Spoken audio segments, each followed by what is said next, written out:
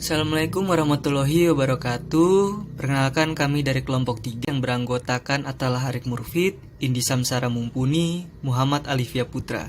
Kelompok kami akan mempresentasikan tentang ilmu atau bab 3. Kali ini saya ingin menjelaskan tentang pengertian ilmu dan perbedaan ilmu dengan pengetahuan. Ilmu adalah pengetahuan yang tersusun secara logis, sistematis, teratur, memiliki dasar pembenaran dan bersifat intersubjektif. Secara morfologis, ilmu merupakan pengetahuan sistematis yang dihasilkan dari kegiatan kritis yang terjadi yang tertuju pada penemuan. Talyanggi menjelaskan bahwa ilmu sebagai rangkaian aktivitas manusia yang rasional dan kognitif dengan berbagai metode berupa aneka prosedur dan tata langkah, sehingga menghasilkan kumpulan pengetahuan yang sistematis mengenai gejala-gejala kealaman, kemasyarakatan untuk mencapai tujuan, mencapai kebenaran, memperoleh pemahaman, memberikan penjelasan, dan melakukan penerapan. Perbedaan ilmu dan pengetahuan. Pengetahuan bersifat faktual dan tidak tersusun dengan sistematis. Orang yang tahu disebut mempunyai pengetahuan. Umumnya, pengetahuan diperoleh melalui pengalaman. Ilmu merupakan pengetahuan yang secara sadar diusahakan untuk mengetahui sebenar-benarnya. Diusahakan benar supaya isi pengetahuan itu sesuai dengan hal yang diketahui atau objeknya itu. Dengan demikian, pengetahuan yang sadar menuntut kebenaran dan mempunyai metodologi serta sistem disebut ilmu. Yang berikutnya adalah ilmu ditinjau dari aspek makna. Delianggi menjelaskan ilmu dari aspek makna. Ilmu dapat dipahami dari 3 sudut, yaitu yang pertama adalah ilmu sebagai aktivitas, yang kedua adalah ilmu sebagai metode, dan yang ketiga adalah ilmu sebagai pengetahuan. Ilmu sebagai aktivitas. Ilmu dalam bahasa Inggris dapat disebut science, yang berarti mempelajari atau to learn. Perkataan sains dapat dimaksud sebagai aktivitas mempelajari sesuatu. Mempelajari sesuatu ini bukanlah aktivitas menunggu secara pasif, tapi kita berusaha secara aktif untuk menggali, mencari, mengejar, atau menyelidiki sampai pengetahuan itu diperoleh. Ilmu secara nyata adalah aktivitas manusia dalam suatu rangkaian proses yang menggunakan prosedur ilmiah. Selanjutnya, aktivitas tersebut bersifat rasional, kognitif, dan teologis. Aktivitas rasional berarti kegiatan yang menggunakan pikiran untuk menalar. Ilmu sebagai kegiatan penalaran logis dari pengamatan empiris. Dengan adanya ilmu sebagai aktivitas ini, diharapkan dapat mendatangkan pemahaman kepada manusia mengenai alam semesta, dunia sekelilingnya, sehingga dapat memberikan penjelasan tentang gejala alam atau perilaku manusia. Yang berikutnya adalah ilmu sebagai metode ilmiah. Pada saat kita mencari atau membuktikan suatu ilmu, pastinya selalu ada proses penelitian.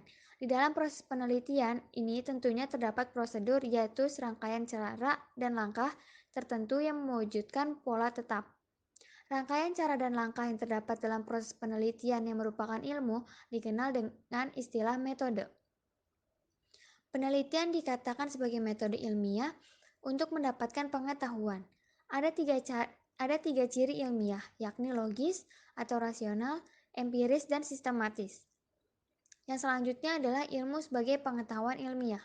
Pemahaman yang umum tentang ilmu adalah sesuatu kumpulan yang sistematis dari pengetahuan atau any systematic body of knowledge. Berdasarkan metode ilmiah yang dilakukan para ilmuwan, dapat dihimpun sekumpulan pengetahuan yang baru atau disempurnakan pengetahuan yang telah ada. Pengetahuan yang baru didiseminasikan dalam laporan penelitian, majalah ilmiah, jurnal, buku pelajaran, atau elektronik jurnal, sehingga terbentuk suatu pandangan umum bahwa ilmu adalah kumpulan pengetahuan. Pengertian ilmu sebagai aktivitas, metode, dan pengetahuan ilmiah itu, bila ditinjau lebih mendalam, tidak saling bertentangan, bahkan merupakan kesatuan yang logis. Ilmu harus diusahakan dengan aktivitas manusia, aktivitas itu harus dilaksanakan dengan metode ilmiah, dan akhirnya aktivitas metodis itu menghasilkan pengetahuan yang sistematis.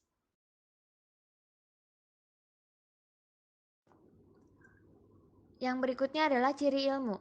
Semiawan dan kawan-kawan menjelaskan 3 ciri ilmu, yaitu yang pertama adalah memiliki dasar pembenaran, yang kedua bersifat sistematik dan sistemik, dan yang ketiga adalah intersubjektif. Memiliki dasar pembenaran. Setiap pernyataan ilmiah harus mempunyai dasar pembenaran untuk memperoleh derajat kepastian, bersifat a priori, dapat dibuktikan secara empiris, tetapi selalu harus diikuti dengan verifikasi kebenaran. Selanjutnya adalah sistematis.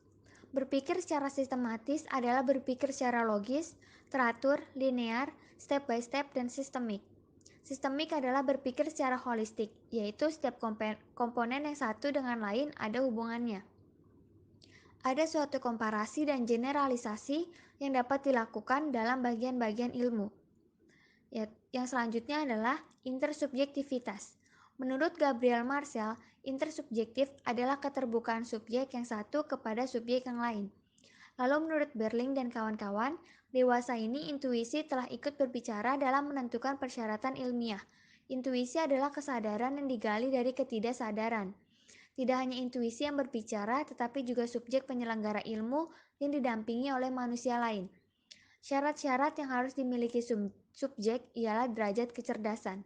Makin tinggi derajat kecerdasan seseorang, makin dapat memilah-milah hal yang sifatnya satu tetapi melibatkan seluruh eksistensi kemanusiaannya ke dalam pengembangan ilmunya. Objek material dan formal ilmu. Telah dinyatakan bahwa ilmu mencari kebenaran. Dalam artian, ilmu berusaha mencapai persesuaian antara ilmu dengan objeknya. Dapat dipastikan bahwasannya setiap ilmu memiliki objek yang menjadi lapangan penelitiannya. Objek secara formal adalah sudut tertentu yang menentukan macam ilmu. Apa yang membedakan suatu ilmu dengan ilmu yang lainnya?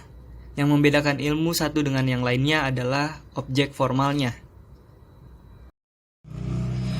Dasar-dasar ilmu adalah ontologi, epistemologi, dan aksiologi. Ontologi sebagai dasar ilmu berupaya untuk menjawab apa. Ontologi membahas apa yang ada secara universal, sedangkan epistemologi mempunyai arti ilmu tentang bagaimana mendudukan sesuatu sesuai dengan tempatnya. Berdasarkan segi istilah, epistemologi memiliki arti pengetahuan tentang kenyataan atau kebenaran yang terkait dengan kedudukan ilmu tertentu dalam seluruh khasanah ilmu pengetahuan. Aksiologi terkait tentang permasalahan mengenai nilai dan manfaat ilmu. Sekian presentasi dari kelompok kami. Mohon maaf apabila masih terdapat bagian yang kurang sempurna. Jika rekan-rekan ada yang ingin bertanya, boleh diajukan. Terima kasih.